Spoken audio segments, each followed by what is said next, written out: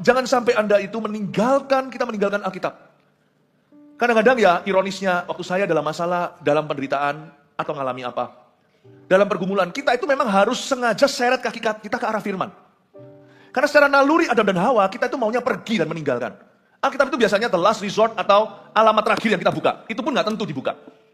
Ada apa-apa itu secara insting kita itu maunya hadapin sendiri. Pakai filosofi, otak kita itu berputar, pakai hikmat sendiri. Saya belajar sesuatu. Kemenangan dalam hidup ini hanya didapatkan dalam firman. Kalau Anda dan saya mau terus dengar berita-berita tentang Yesus, buka firman. Dengarkan khotbah. Jangan sampai kita itu lengah. Karena iman itu timbul dari pendengaran. Justru kalau kita butuh sebuah mujizat misalnya, justru kita harus merapat pada firman Allah, dengarkan berita-berita tentang Yesus. Berita-berita tentang Yesus juga bisa didapatkan lewat kesaksian orang lain. Jadi ada dua hal yang saya sarankan. Satu, firman murni. Ini protein rohani. Langsung jegur, langsung terjun ke dalam firmannya. Nggak usah pakai buku A, buku B, buku C. Langsung the Bible, B-I-B-L-E, Alkitabiah. Langsung masuk ke sini. Tapi juga Tuhan bisa pakai kesaksian orang lain. Oleh darah anak domba, oleh kesaksian kita, iblis dikalahkan, kuasanya dihancurkan. Oleh darah anak domba, dan oleh kesaksian kita. Waktu saya lemah, saya mencari kesaksian orang-orang yang lemah seperti saya atau mirip. Saya pun dikuatkan ketika mendengar kesaksian mereka. Itulah mestinya kita juga harus rajin bersaksi, termasuk di dalam CG atau kelompok sel group, connect group kita. Bersaksilah di sana.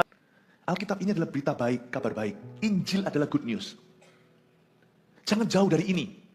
Kalau Anda jauh dari ini sama seperti badan tidak makan. Manusia hidup bukan hanya dari roti, tapi dari setiap firman yang keluar dari mulut Tuhan.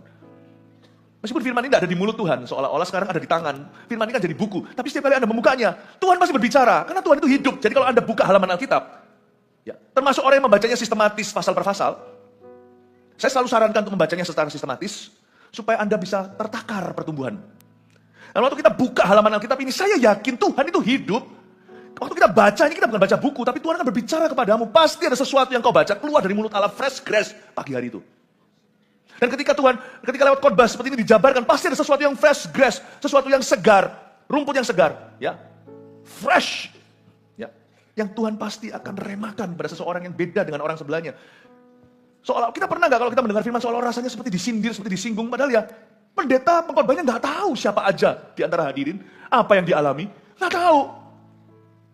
It's the Holy Spirit, you know, that is speaking to you directly. Even though indirectly through me, sekalipun secara tidak langsung melalui pengkhotbah. Tapi dia berbicara langsung dalam hidup Anda. Karena dia ada di hatimu.